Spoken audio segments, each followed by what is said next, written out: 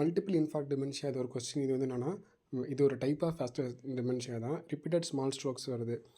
அதனால் வந்து brain tissue damage ஆகிடுது ஆக்சுவலாக. இது வந்து hypertension, diabetes, atrial fibrillation, atherosclerosis இந்த மாதிரி கண்டிஷன்ஸ்லாம் வரதுனால ஒரு ப்ராக்ரஸிவ் கோக்னிட்டிவ் டிக்ளைன் இருக்குது.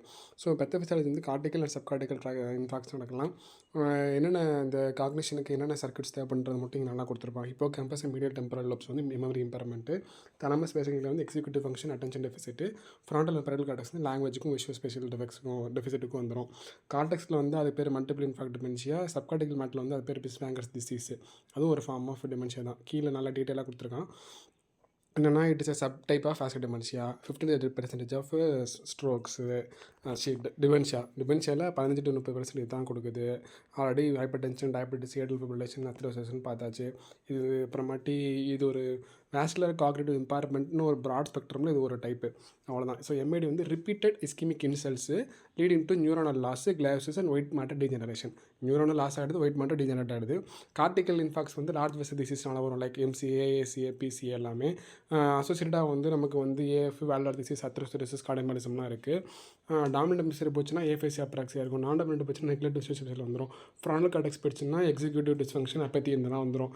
ஸோ என்ன கார்டெக்ஸ் எம்சிஏ என்ன சப்ளை பண்ணுது, ஏசி என்ன சப்ளை பண்ணுன்றதுக்கு ஏற்ற மாதிரி என்னென்னு எழுத வேண்டியது தான். அடுத்து சப்கார்டிக்கல் இன்ஃபாக்ட்ஸ் வந்து பார்த்தோன்னு சொன்னோன்னா small vessel disease. So large வெசலும் போகுது, ஸ்மால் வெசலும் போகுது. இங்கே தான் லாக்குலர் இன்ஃபாக்ட் வருது. எங்கெல்லாம் இருக்குன்னா டீப்பில் basal ganglia, thalamus, internal capsule, brain. So basal ganglia, தலாமஸ்லாம் காக்னிஷனுக்கு இப்போ தான் மேலே பார்த்தோம். இன்டர்னல் கேப்சூலில் கான்ட்ராலட்டல் ஹெமிபாரசிஸ் வந்துடும். பிரெயின்ஸும் போயிடுச்சுன்னா மல்டிபிள் கிரேனியல் பால்சி வந்துடலாம். ஸோ இது வந்து ஹைப்பர் டென்ஷன் மைக்ரோஆஞ்சியோபதினால இருக்கலாம், இல்லை ஹைலனோசிஸ்லாம் இருக்கலாம், இல்லை அமிலாய்டு ஆஞ்சியோபதினால இருக்கலாம். ஸோ இதுதான் வந்து நம்ம வந்து பிஸ்வாங்கர்ஸ் டிசீஸ்னு சொல்கிறோம். சப்கார்டிக்கல் அடி வாங்குச்சுன்னா அது பேர் பிஸ்வாங்கர்ஸ் டிசீஸ். ஸோ இதில் என்னென்ன இருக்குன்னா பிஸ்வாங்கர்ஸ் டிசீஸில் சப்கார்டிக்கல் வாஸ்குலர் டிமென்ஷியான்னு அதுக்கு இன்னொரு பேர் இருக்குது. சிவியர் எக்ஸிக்யூட்டிவ் டிஸ்ஃபங்க்ஷன் இருக்கும். கெயிட் டிஸ்டர்பன்சஸ்னா பார்க்கின்சன்ஸும், எமோஷன் டிசபிலிட்டி இருந்தால் சூடோபல்பார் அஃபெக்ட்னு சொல்கிறோம். கிளினிக்கல் ஃபீச்சர்ஸ் முதலே பார்த்தாச்சு. என்னென்னு எக்ஸிக்யூட்டிவ் டிஸ்ஃபங்க்ஷன், அதாவது பேஷண்டால் பிளான் பண்ண முடியாது, ப்ராப்ளம் சால்வ் பண்ண முடியாது, ஒரு அப்சாக்ஷன் பண்ண முடியாது, மெமரி இம்பேர்மெண்ட் இருக்கும். ஆனால் நாட் ஹை தேன் அல்சைமரோட கம்மி தான்.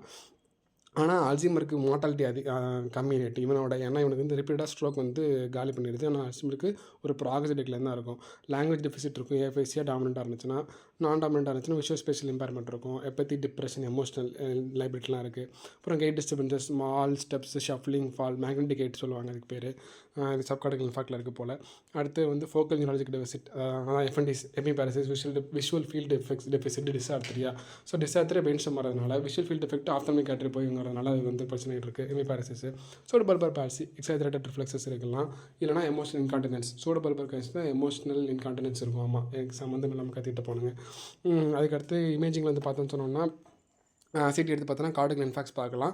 எந்தெந்த டெரிட்டரி இருக்குது, எம்பாலிசமாக வந்திருக்கு, இல்லை த்ரோம்பஸ்லாம் வந்திருக்கான்னு செக் பண்ணி பார்க்கலாம். ஸோ லாக்னர் இன்ஃபாக்ட்ஸ்னால் less than 1.5 centimetre stroke which is present in the basal ganglia, thalamus, pons, deep white matter. இது அப்புறமாட்டி ஒயிட் மேட்டர் ஹைப்பர் இன்டென்சிட்டி இருக்கும். White matter hyperintensities WMH which is present Binswanger disease. அப்புறம் cerebellar atrophy இருக்கலாம். ஆனால் ஏடியோட compare பண்ணும்போது கம்மி தான் செரிபுலார் atrophy. அப்புறம் சிடி பிரெயின் எடுத்து பார்த்தோம் வச்சு எம்ஆர்ஐ, இது எம்ஆர்ஐயா சாரி எம்ஆர்ஐயில் எல்லாத்தையும் பார்க்கலாம் போல். சிடியில் வந்து மல்டிபிள் இன்ஃபாக்ட்ஸ் பார்க்கலாம், கிரானிக் இஸ்கிமிக் சேஞ்சஸ் பார்க்கலாம் போல். நியூரோசைக்காலஜிக்கல் டிஸ்ட்ரிஸ் மான்ட்ரியல் காக்னிட்டிவ் அசஸ்மெண்ட். இது வந்து மோர் sensitive for vascular dementia than MMSE. So MMSE இது ஒரு டைப்பு தான். இது வந்து இதுக்கு வந்து மோர் டிமென்ஷியாவுக்கு. அப்புறம் ஃப்ராண்டல் அசஸ்மெண்ட் பேட்டரின்னு இருக்குது. அது வந்து எக்ஸிக்யூட்டிவ் ஃபங்க்ஷன் எப்படி இருக்குது, ஃப்ரீ ஃப்ராண்டல் கார்டெக்ஸ் எப்படி இருக்குன்னு பார்க்கலாம். அப்புறம் clock drawing test, visual spatial and executive dysfunction, clock arrange பண்ணோன்னா அது வந்து அது காட்டும். அப்புறம் லெபார்ட்டரி ஒர்க்கப் வந்து ஸ்ட்ரோக்கில் வந்து கண்டிப்பாக எக்கோ எடுத்து பார்க்கணும். ஏன்னா ஏஎஃப்லேருந்து வந்து எம்பாலிசம் இருக்கா, அப்படி வேலர் டிசீஸ் இருக்கான்னு செக் பண்ணி பார்க்கலாம். கிரெடிட் டாப்லர் வச்சு பார்த்தோன்னா அங்கே ஸ்டீனோசிஸாக இருக்கா, இல்லை பிளாக்ஸ் வந்து இருக்கா அப்படின்னு பார்க்கலாம். லிக்விட் பேனல் என்னன்னு தெரியல, HbA1c, ஃபாஸ்டிங் குளுக்கோஸ்லாம் பண்ணலாம். லிப்பிட் அப்புறமாட்டி ஹோமோசிஸ்டின், CRP எல்லாம் இருக்குது. அப்புறம் டிஃபரன்ஸ் டயக்னோசிஸ் வந்து அல்சைமர் டிசீஸ். அல்சைமரில் கிராஜுவலாக இருக்கும், நம்ம வாஸ்குலரில் ஸ்டெப் வைஸாக இருக்கும். அது முக்கியமாக ஸ்டெப் வைஸ் ப்ராக்ரஷன். டக்குன்னு ஸ்ட்ரோக் ஆகி ஒரு வரும், அப்புறம் ரெக்கவரி இருக்கும், அப்புறம் திருப்பி மோசமாகும். ஸ்டெப் வைஸாக அவன் மோசமாகிட்டே இருப்பான். அடுத்து மெமரி வந்து சிவியர் இன் AD, மைல்டு இன் MID. எக்ஸிக்யூட்டிவ் ஃபங்க்ஷன் வந்து ஏடியில் எர்லியராகவே வந்துடும் எக்ஸிக்யூட்டிவ் டிஸ்ஃபங்க்ஷன். ஆனால் ஏடியில் லேட்டாக தான் வரும். ஸோ இமேஜிங் வந்து பார்த்தோன்னா இப்போது ஹிப்போகேம்பல் அட்ரோஃபி ஏடியில் இருக்கும், நம்ம இதில் இன்ஃபாக்ட் இருக்கும், அவ்வளோதான். லீவ் பாடி டிமென்ஷியாவில் வந்து பார்த்தோன்னா ஃப்ளக்சுவேட்டிங் காக்னிஷன் இருக்கும், விஷுவல் ஹாலுசினேஷன் இருக்கும், பார்க்கின்சனிசம் இருக்கும் லீவ் பாடி டிமென்ஷியாவில். நம்ம இதில் ப்ரிசர்வ்டு ஹிப்போகேம்பஸ், ஆனால் இங்கே வந்து இது இன்ஃபாக்ஸ் எம்ஏடி. ஹிப்போகேம்பஸ் அட்ரோஃபியாக இருந்தால் அது ஏடி. ஹிப்போகேம்பஸ் ப்ரிசர்வ்டாக இருக்குது அப்படின்னு சொன்னால் அது லீவ் பாடியில் பார்க்கின்சனும் ஹாலுசினேஷனும் சேர்ந்துருக்கும். காக்னிஷன் ஃப்ளக்சுவேட்டிங்காக தான் போய்ட்டுருக்கும். என்பிஹெச் நமக்கு தெரியும், gait disturbance, dementia and urinary incontinence. நிறையா சயின்ஸ் இருக்குது. க்ரௌடிங் ஆஃப் என்னென்னு சொல்லணுமா வேணாம். அப்புறமாட்டி மேனேஜ்மெண்ட் வந்து பார்த்தோம்னு சொன்னோம்னா ஹைப்பர் டென்ஷன் கண்ட்ரோல் பண்ணணும், less than 130 to 180, ACE inhibitor சிஆர்பிலாம் கொடுக்கலாம். Diabetes management HbA1c less than 7 maintain பண்ணணும். லிப்பிட் லோவரிங் தெரபிஸ் பண்ணணும். எல்டி ஸ்டாட்டின்ஸ் கொடுக்கணும். ஸ்மோக்கிங் செஷன், வெயிட் லாஸ் எல்லாம் பண்ணலாம்.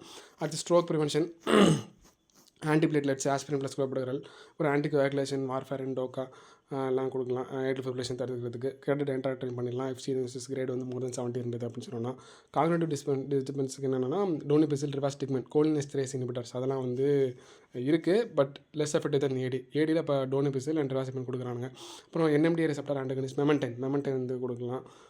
காக்னிஷன் இம்ப்ரூவ் பண்ணணும். SSRIs like sertraline, citalopram, physical therapy, கை ட்ரைனிங் எல்லாமே கொடுக்கலாம். ப்ரக்னோசிஸ் வந்து பார்த்தோம்னு சொன்னோன்னா இது வந்து ப்ராக்ரெசிவ் கார்டியக் டிக்ளைன் தான், பட் சர்வைவல் ரேட் கம்மி because of recurrent strokes. Five year mortal ரேட்டில் 50% தான் இருக்காங்க, பாதி பேர் காலியாகிறாங்க பிகாஸ் ஆஃப் கார்டியோவாஸ்குலர் ஈவெண்ட்ஸ்னால. அப்புறம் ஃபியூச்சராக வந்து நியூரோ ப்ரொடெக்ஷன் ட்ரையல்ஸ்லாம் இருக்குது. GLP-1 ரிசெப்டார் ஆகனிஸ்ட்டு, அப்புறம் பிளாஸ்மா நியூரோ ஃபிலமெண்ட் லைட் செயினஸ் எல்லாமே. அப்புறம் ஜீன் தெரப்பி, கெடாஸ் ரிலேட்டட் முடேஷன்ஸுக்கு கொடுக்க ட்ரை பண்ணுறாங்க.